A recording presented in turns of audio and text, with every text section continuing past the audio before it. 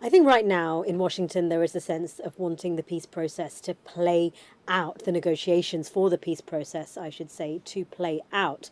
And look, the United States has not been shy about saying that they are ready to retaliate or that they are ready to escalate if things do not go as they want it to. Donald Trump has been very trenchant in his language regarding any potential violence or escalation regarding Iran. That White House spokesperson, Caroline Leavitt, has said violence will be met with violence if that's what happens. But I think right now there is a real interest in Washington for the negotiations to go ahead and for them to be as successful as possible because of the crunch in the Strait of Hormuz, one of the key issues that were being discussed in the technical talks, and the problems that that has caused for oil prices, which is playing out domestically as the cost of living crisis continues to bite, and we're looking ahead to those crucial November midterm elections.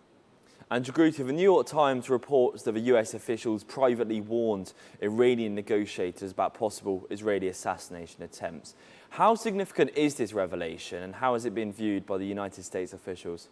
Well, the reporting is making the interesting point that it shows a divergence in the war aims of the allies, US and Israel. You know, they initially started out at least perceptibly publicly on the same page, but clearly there is a divergence, and we've seen that in some of the tough talk from President Trump towards Israel, that there have been a difference in views of the war aims, and it seems, as the reporting is casting it, that Israel's main aim has been, as you mentioned, to take out Iran's top leadership and the hardline leadership and to eradicate them.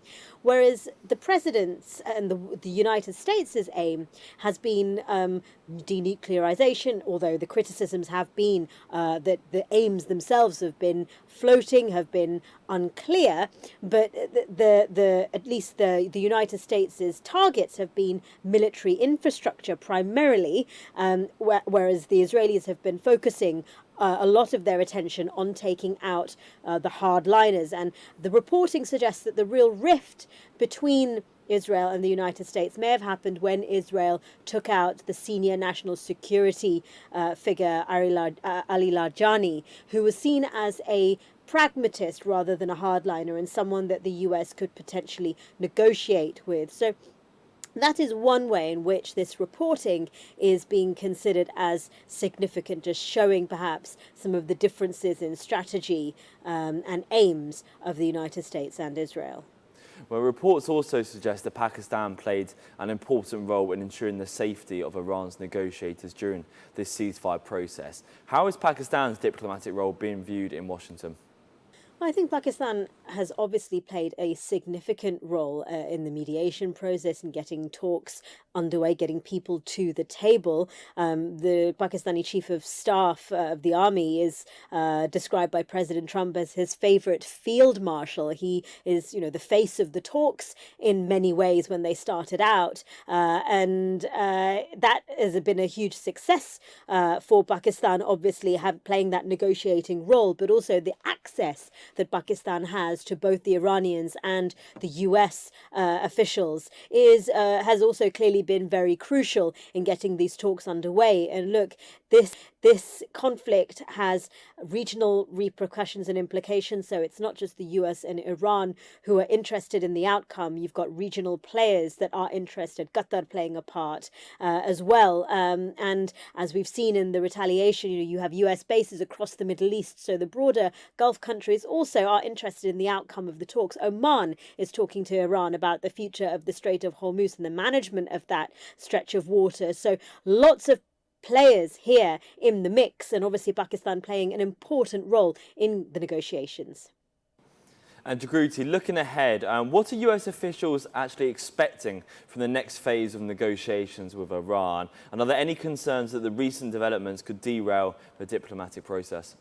I think there are always concerns that the diplomatic process could be stymied or stalled somehow. We did see those tit-for-tat escalations that looked like they were putting the negotiations in jeopardy. This was over attacks on vessels in the Strait of Hormuz, each side accusing the other of violating the terms of the Memorandum of Understanding. And there is still clearly some stretch of water between the two sides on the Strait of Hormuz, an understanding of how it should be managed. The United States wants vessels to be able to use a route that goes closer towards closer to the Omani coastline. They do not want Iranians to use tolls, whereas Iran is saying that they want ships to use their preferred route. And so there is still clearly a point of difference between the two sides here. And I think going forward, you've got issues like the Strait of Hormuz that clearly still need to be ironed out. You've got the issue of Iranian frozen assets and the freeing of those that Iran is calling for. That needs to be discussed before, and that's what the technical talks were supposed to be about, and before the bigger talks about Iran's nuclear program can even be addressed.